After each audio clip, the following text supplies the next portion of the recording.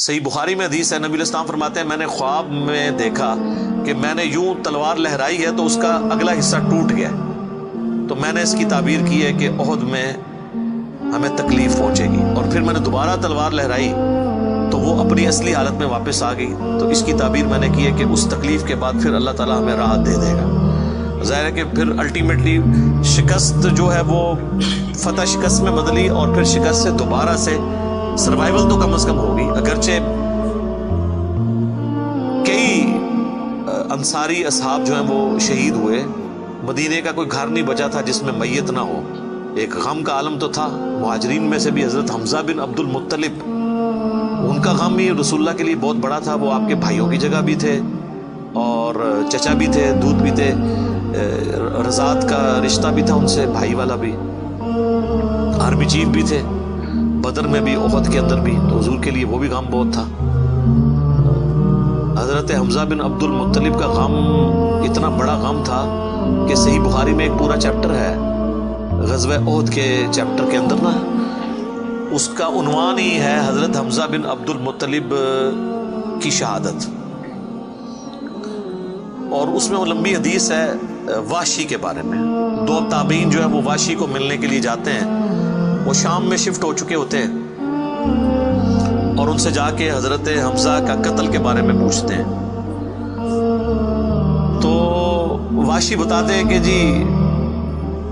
میری یعنی ڈیوٹی لگائی گئی تھی جبیر بن مطعم کی طرف سے، خیر وہ جبیر بن مطعم بعد میں وہ بھی مسلمان ہو گئے، وہ بھی صحابی ہیں، اور ہند جو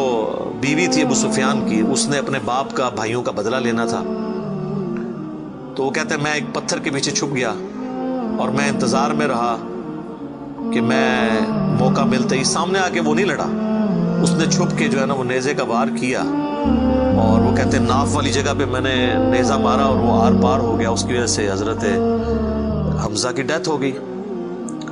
اور پھر کہتے ہیں میں جب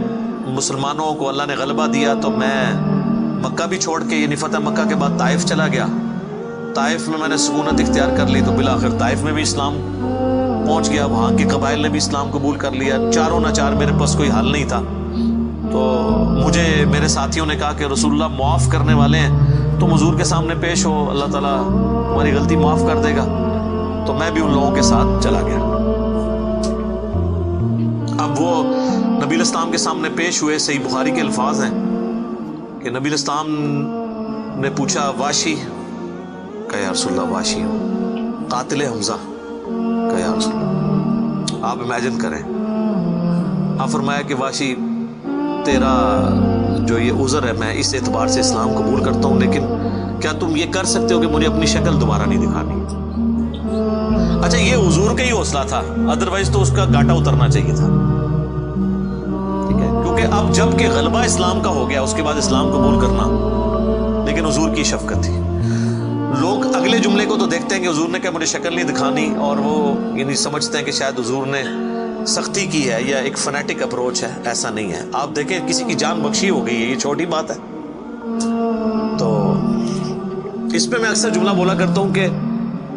چچا سے زیادہ انسان کو اپنی اولاد سے محبت ہوتی ہے۔ قاتلین حسین جو ہیں، قاتلین حسن ہیں، ان کے ساتھ قیامت کے دن رسول اللہ کا کیا ایٹیچیوڈ ہوگا ایز کمپیئر ٹو قاتلین حمزہ ابن عبد المطلب۔ کوئی شخص دنیا میں کہہ سکتا ہے کہ جی مجھے اپنے چچا سے اپنی اولاد سے بھی بڑھ کے محبت ہے، تو اس کا تو ذہنی توازن بگڑا ہو تو لادہ بات ہے، یا جھوٹ بول رہا ہوگا۔ تو یہ کربلا جو ہے یہ کوئی چھوٹی چیز نہیں میرے بھائیوں، اور اس سے یہ بھی پتہ چلا کہ غم کبھی بھی ہلکا نہیں ہوتا۔ فتح مکہ کے بھی بعد کی یہ بات ہے، یعنی حضرت حمزہ کی شہادت کو کم از کم 5 سال تو گزر چکے تھے۔ 3 ہجری میں غزوہ احد ہوئی ہے اور 8 ہجری میں فتح مکہ، اس کے بھی بعد کا واقعہ ہے یہ، 8 کا بھی ہو سکتا ہے 9 کا بھی، چلو کم از کم بھی 5 سال۔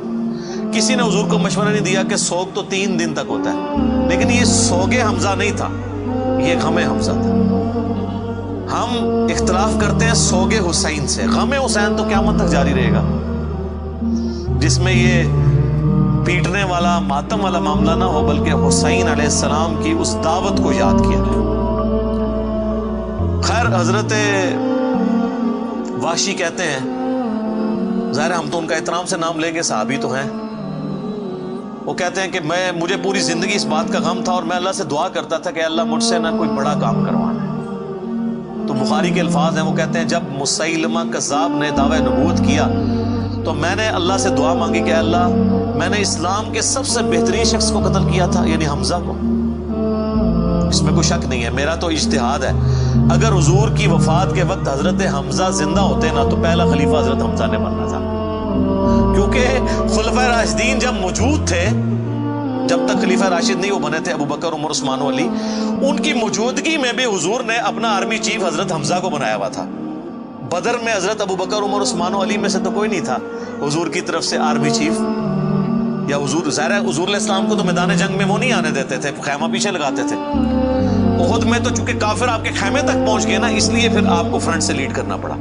ادروائز بدر و احد میں آپ خود آگے جا کے نہیں لڑے۔ اور حنین کے موقع پر بھی 12,000 کا لشکر تھا اور صرف 80 بندے رہ گئے تھے، صحیح بخاری میں آتا ہے 12,000 میں سے، اور حضور اکیلے آگے جا رہے ہیں۔ اور پھر آپ کی دلیری کی وجہ سے آپ نے، بخاری کے الفاظ ہیں، آپ نے زمین سے یوں مٹھی بھری مٹی کی اور یوں کافروں کی طرف بھیجی، اور قرآن میں اس کا ذکر ہے وَمَا رَمَيْتَ إِذْ رَمَيْتَ وَلَكِنَّ اللَّهَ رَمَىٰ، اے نبی جب تم نے وہ کنکریاں پھینکی تھی وہ تم نے تو نہیں پھینکی تھی، وہ تو اللہ نے پھینکی تھی، بس وہ مبارک ہاتھوں کی وہ برکت تھی، جب آپ نے یوں مٹی پھینکی تو سامنے جو قبیلہ حوازن کے لوگ جن کے تیروں کا مقابلہ کوئی نہیں کر سکتا تھا، ہر ایک کی آنکھ تک وہ کنکر پہنچا، اور وہ اندھے ہو گئے، اور حضور فرنٹ سے لیڈ کرتے ہوئے انا النبی لا کذب، میں نبی ہوں اس میں کوئی شک نہیں، میں عبد المطلب کا بیٹا ہوں اس میں کوئی شک نہیں، یہ آپ علیہ السلام یہ اشعار پڑھتے ہوئے آگے گئے۔ تو نبی صلی اللہ علیہ وآلہ وسلم کے لیے حمزہ ابن عبد المطلب کی بڑی اہمیت تھی۔ تو اب وحشی کہتا ہے جب مسیلمہ کذاب نے دعوی نبوت کیا تو میں نے اللہ سے دعا مانگی، دیکھیں اللہ تعالیٰ سب کی دعائیں سننے والا ہے، اور میں نے کہا یا اللہ مجھے موقع دے، میں اسلام کے بہترین شخص کو میں نے قتل کیا ہے تو میں اسلام کے بدترین دشمن کو بھی میں ہی قتل کروں۔ دیکھیں اسلام کا بدترین دشمن وہی ہو سکتا ہے نا جس نے دعوی نبوت کیا ہو اور مسلمانوں کی جمعیت توڑ دی ہو اس وقت میں جب حضور کی ڈیتھ ہو چکی ہے، لیڈر جا چکا ہے، اور پیچھے مینجمنٹ کو کمزور کرنے والی بات ہے ہزاروں لوگوں کا مرتد ہو جانا۔ تو وہ کہتے ہیں کہ میں جب جنگ یمامہ کے لیے ندا کی گئی تو میں بھی اس لشکر میں شامل ہوا، اور میں نے اپنے وہی نیزہ جس سے حضرت حمزہ کو مارا تھا، سر عمر سیریز میں انہوں نے یہ سین فلمائے ہیں، وہ نکالا اور اللہ سے مانگا، اور کہتے ہیں میں نے دیکھا کہ وہ گھنگریالے بالوں والا جو ہے وہ اونٹ کی رنگت کا اس کا جسم وہ دیوار کے ساتھ ٹیک لگائے ہوئے کھڑا ہے، تو میں نے پوچھا کہ وہ مسیلمہ کذاب کون سا ہے، تو انہوں نے بتایا یہ ہے، انہوں نے دور سے اس کو مارا، ان کا نشانہ تو بڑا زبردست تھا، تو وہ مارا گیا اور گر پڑا زمین کے اوپر اس نیزے کے وار سے۔ پھر ایک انصاری صحابی نے آگے بڑھ کے اس کی گردن کاٹ دی۔ تو پھر وہ کہتے تھے کہ مجھے اللہ سے امید ہے کہ اللہ تعالیٰ اس نیکی کی برکت سے میری وہ غلطی معاف کر دے گا،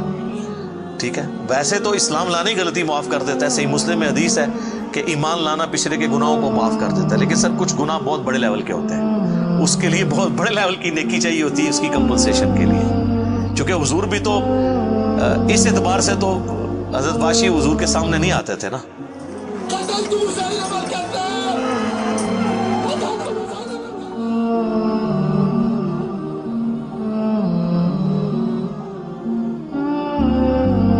اور یہ کتنی بڑی ان کے لیے تکلیف دہ چیز تھی کہ جس نبی کا کلمہ پڑھا ہے وہ کہہ رہے ہیں مجھے شکل نہیں دکھانی، آپ اس تکلیف کو سوچ سکتے ہیں۔ ہاں اب میں یہ سمجھتا ہوں، اللہ سے امید کرتا ہوں کہ قیامت والے دن حضرت وحشی حضور کے سامنے اس اعتبار سے پیش ہو سکتے ہیں کہ مجھ سے یہ غلطی ہوئی تو یا رسول اللہ دیکھیں آپ کے سب سے بڑے دشمن کو بھی میں نہیں قتل کیا، تو یہ بہت بڑی سعادت ان کو ملی۔ رضی اللہ عنہم اجمعین وعلیہم السلام۔ صلاۃ بر محمد وآل محمد، اللہم صلی علی محمد وعلی آل محمد واصحابہ اجمعین الی یوم الدین۔